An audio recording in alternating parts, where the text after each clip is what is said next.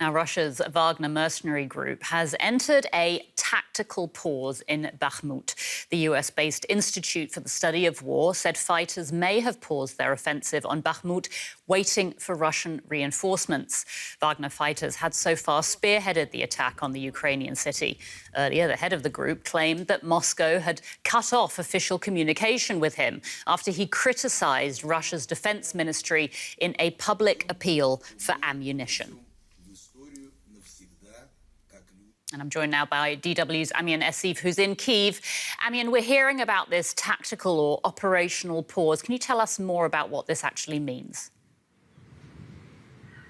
The analysts based this assessment on the fact that there have been no reports of Russian offensives in Bakhmut this morning. Now, Russia can afford to take a tactical pause there because now that they've taken all the territory in that city up to the river that divides the city in half, it's very unlikely that Ukraine could make any advances into their front line without significant reinforcements, which have not happened so far.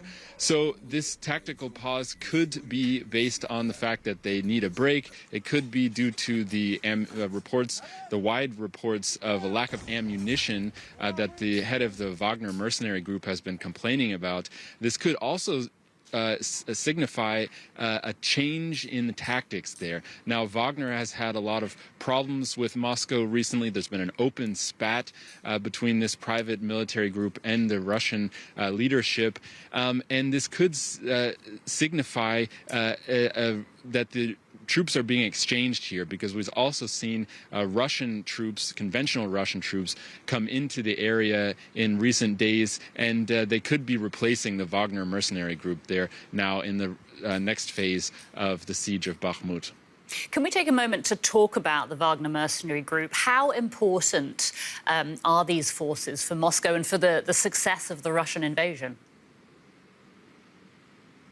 They've played a key role on the Eastern Front in Ukraine in Russia's invasion. It's a private military company, and what they've been able to provide for the Russian offensive is recruitment. They've been recruiting from prisons, and some assessments put the number at 80% of their troops, of their mercenaries, are former prisoners who've been promised freedom in exchange for military service. What's happened in Bakhmut is that Wagner has spearheaded this war of attrition there, where they are simply throwing troops at the front line, and Ukraine is sitting there and waiting it out, according to Ukrainian assessments. Now, Ukraine is also losing many troops. This is almost like a World War I battle where where we're losing hundreds of people every day. But Ukraine seems to believe they have the upper hand here, because they say that for every one Ukrainian troop lost, 7 Wagner mercenaries are killed. So this is the role that the mercenary group is playing in Bakhmut especially, but this could be changing soon as new Russian conventional forces enter the area. And Amian, we've just got a few seconds left, but can you remind us of the significance of Bakhmut for both Russia and for Ukraine? A lot of assessments say that there is no tactical reason for Ukraine to fight to defend Bakhmut. Of course, it is a kind of gateway to the more populated, more tactically important cities of Sloviansk and Kramatorsk. But this has become a symbolic battle for both sides, and both sides are still committed to fighting there. Amian Esif reporting from Kyiv. Thank you so much for that. And we can get more from military analyst and former military intelligence officer Frank Ledwidge, who joins us from the UK. Good to see you, Frank. Now, we're hearing about this tactical pause. Can you tell us what this actually means? Good afternoon, Anya. A tactical pause can mean a number of things, but usually what it means is you halt operations, or at least slow them down, to look, listen, and try and determine what's going on. In this case, it seems that what's happened is that Wagner, if we are to believe the Institute for the Study of War, that Wagner has run into serious problems, and it has effectively lost the capability to proceed for the moment. And one is given to suspect that this pause, as they call it, may be simply to apply pressure on the Russian army. But equally, it's important to realise that Wagner is not a separate unit.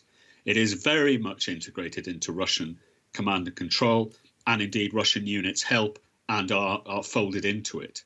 So it seems what's happened here is that they've run into serious problems. They've had to stop or cease or slow down operations. That's what that means. OK, so how important is the Wagner mercenary group for Moscow and essentially for the success of the Russian invasion? For the success of the Russian invasion overall at the strategic and higher operational level, I would suggest not important at all.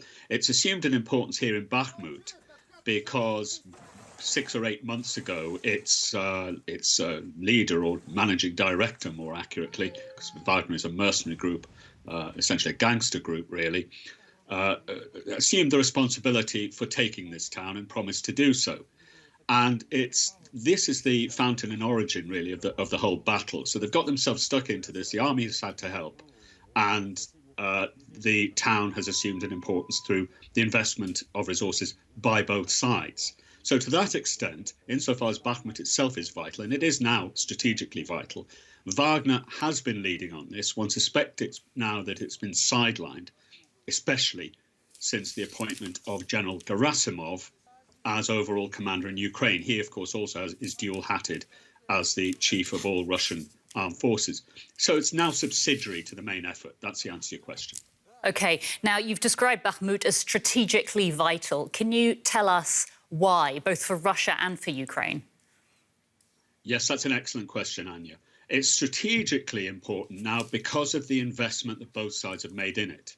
For the Ukrainians, they have declared this to be Fortress Bakhmut.